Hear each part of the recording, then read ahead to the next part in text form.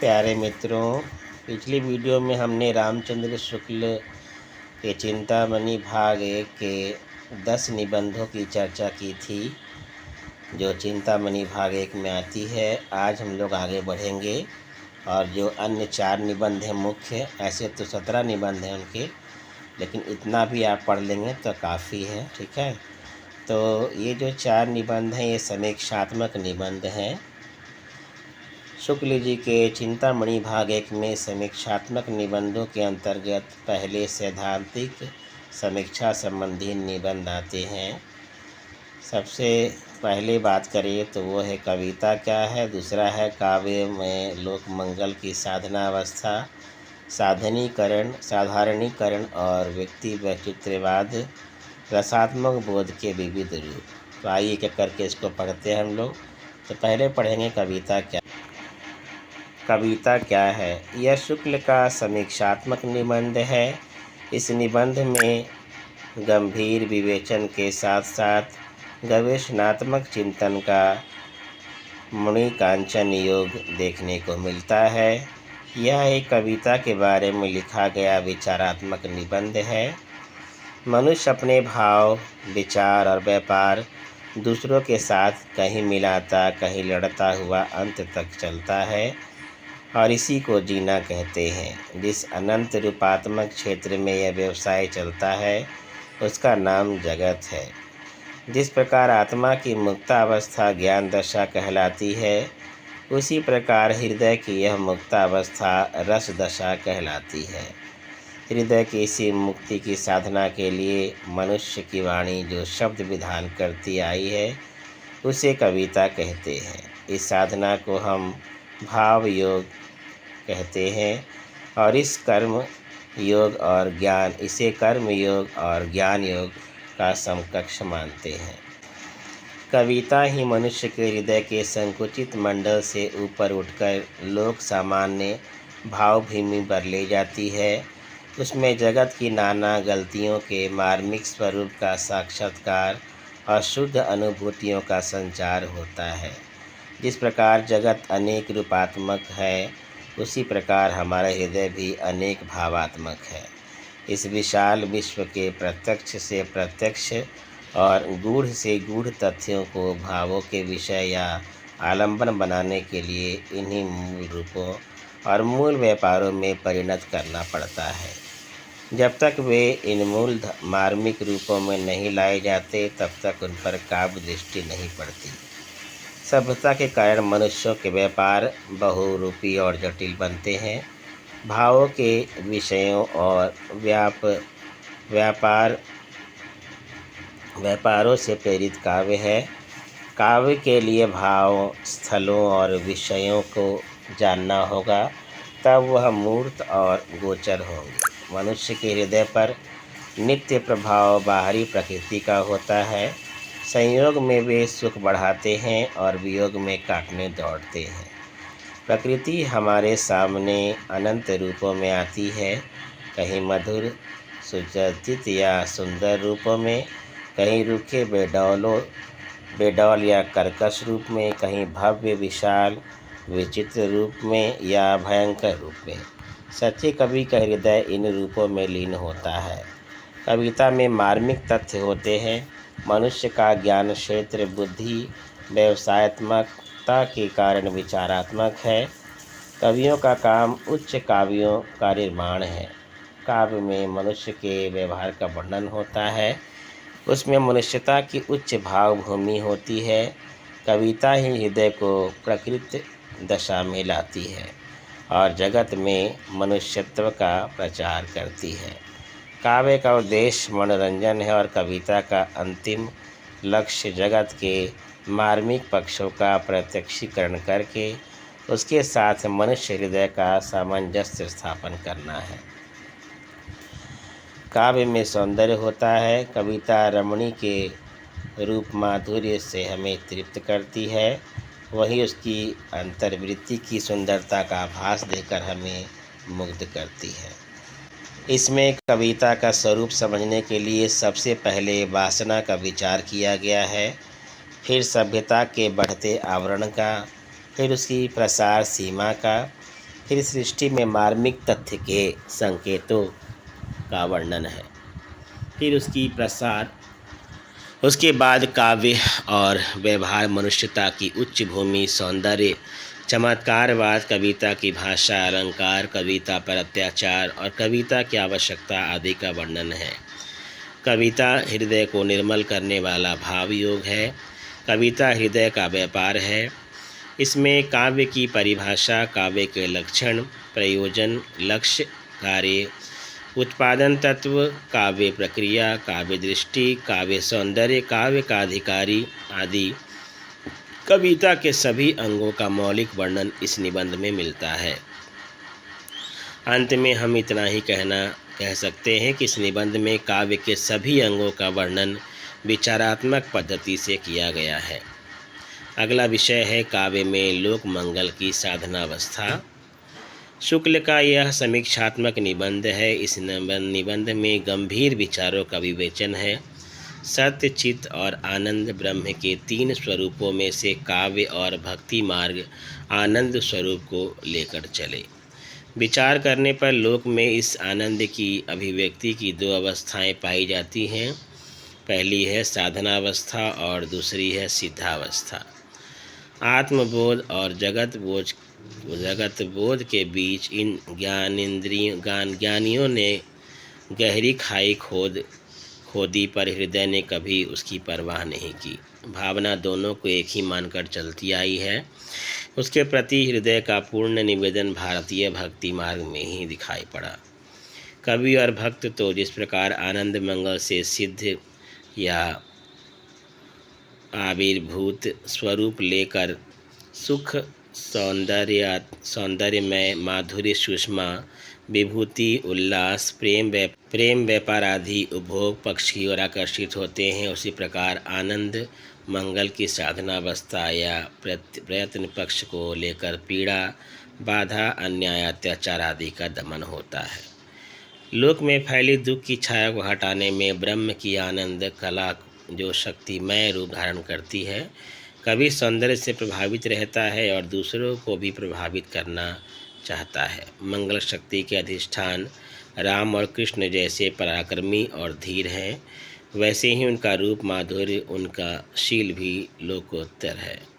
लोक हृदय, आकृति और गुण, सौंदर्य और सुशीलता एक ही अधिष्ठान में देखना चाहता है। इस निबंध में अभिव्यक्ति की 2 अवस्थाएं हैं, सिद्धावस्था और साधनावस्था।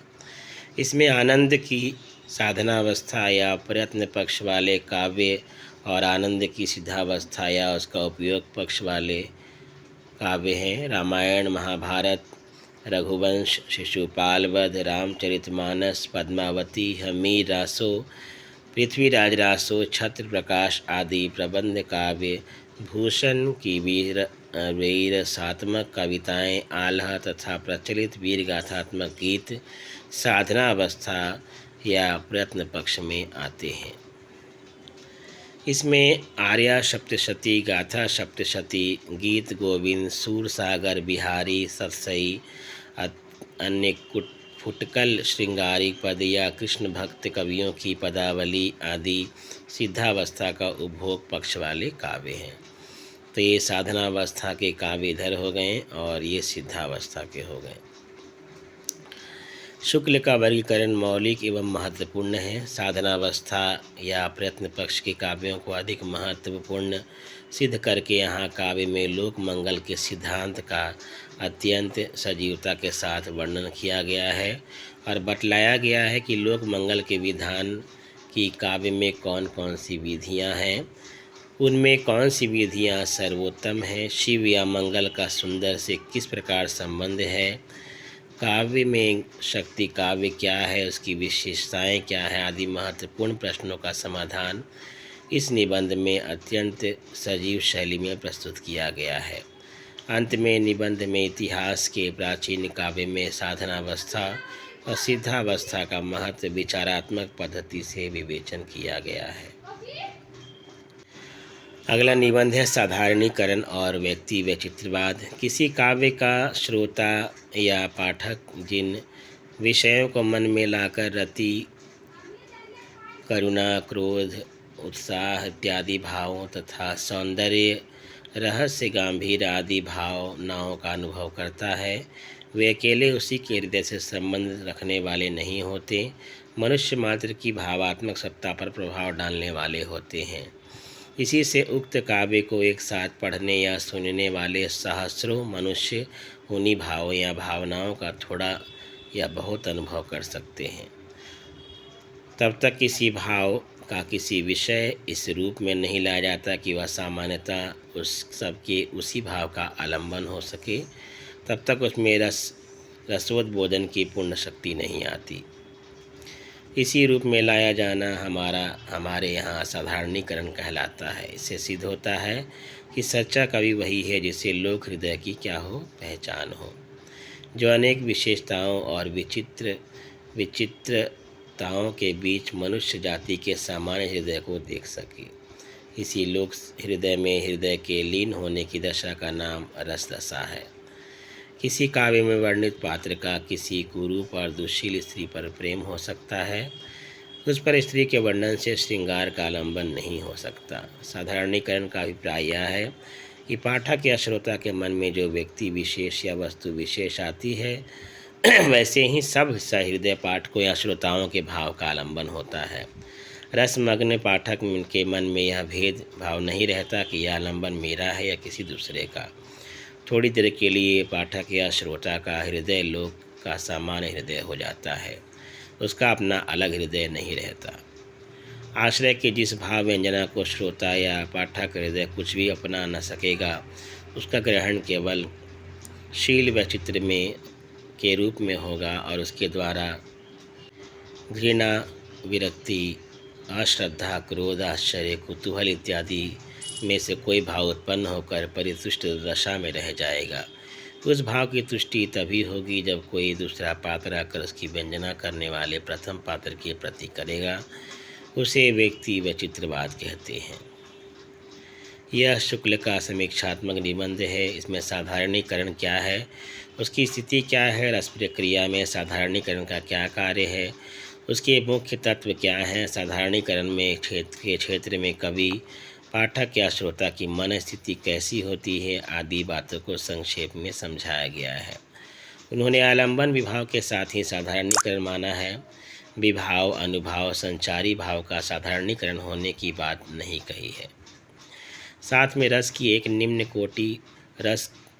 निम्न कोटि स्वीकार करके भी रस सिद्धांत के क्षेत्र में हलचल मचाई है।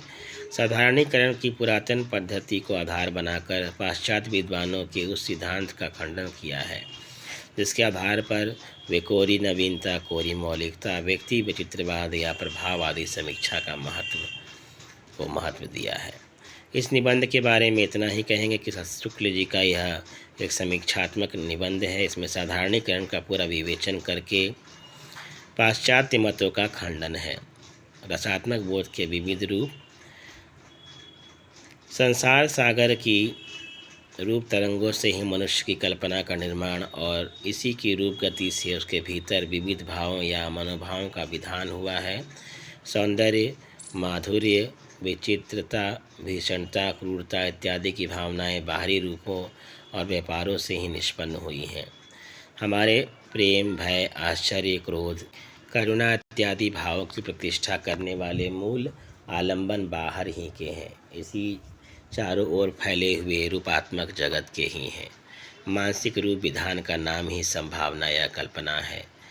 मन में प्रत्यक्ष रूप विधान, स्मृति रूप विधान और कल्पित रूप विधान पैदा होते हैं। गहरी प्रेमानुभूति की दशा में मनुष्य रस लोक में पहुंचता रहता है। उसे अपने तन बदन की सुध नहीं रहती, वह सब कुछ भूलकर फिरता है। किसी लोक पीड़ा या क्रूर कर्म को देखकर उसमें सुनकर मन में जिस क्रोध का संचार हम में होगा वह रस कोटि का होगा, जिसमें सब लोग योग देंगे।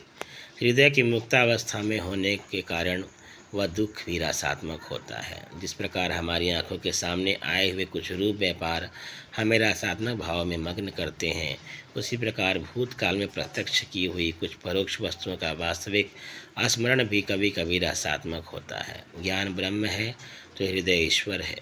किसी व्यक्ति या वस्तु को जानना ही वह शक्ति नहीं है जो उस वस्तु या वस्तु को हमारी अनंत सत्ता में सम्मिलित कर दे। वह शक्ति है राग या प्रेम। काव्य के प्रयोजन की कल्पना वही होती है जो हृदय की प्रेरणा से प्रवृत्त होती है, हृदय पर प्रभाव डालती है। हृदय के मर्म स्थल का स्पर्श तभी होगा जब जगत या जीवन का कोई सुंदर रूप, मार्मिक दशा या तथ्य मन में उपस्थित होता है। शुक्ल जी का यह निबंध रस मीमांसा में रसात्मक बोध के विविध रूप नाम से संकलित है। इसमें काव्य में रूप विधान के भेद नियम हैं, प्रत्यक्ष, स्मृत और कल्पित। तीनों प्रकार के रूप विधानों की विशद व्याख्या की गई है। साहित्य और जीवन के कई मतों, सिद्धांतों, मान्यताओं को अत्यंत मार्मिक ढंग से संक्षेप में लिखा गया है। इसके साथ ही जीवन का वस्तुवादी सिद्धांत, विभाग के वृजनात्मक तत्व, रसानुभूति की विशेषताएं, सफल जीवन के लक्षण, अतीत के प्रति लेखक का विशेष प्रेम में रसानुभूति आदि का समर्थन करते हुए बैडले के कला के लिए कला और फ्रायड के स्वप्न सिद्धांत का खंडन किया गया है। अंत में इस निबंध में रस के स्वरूप और रस की व्याप्ति, उसके बोध, पाश्चात्य मतों खंडन पर स्वतंत्र एवं मौलिक दृष्टि से विचार किए गए हैं।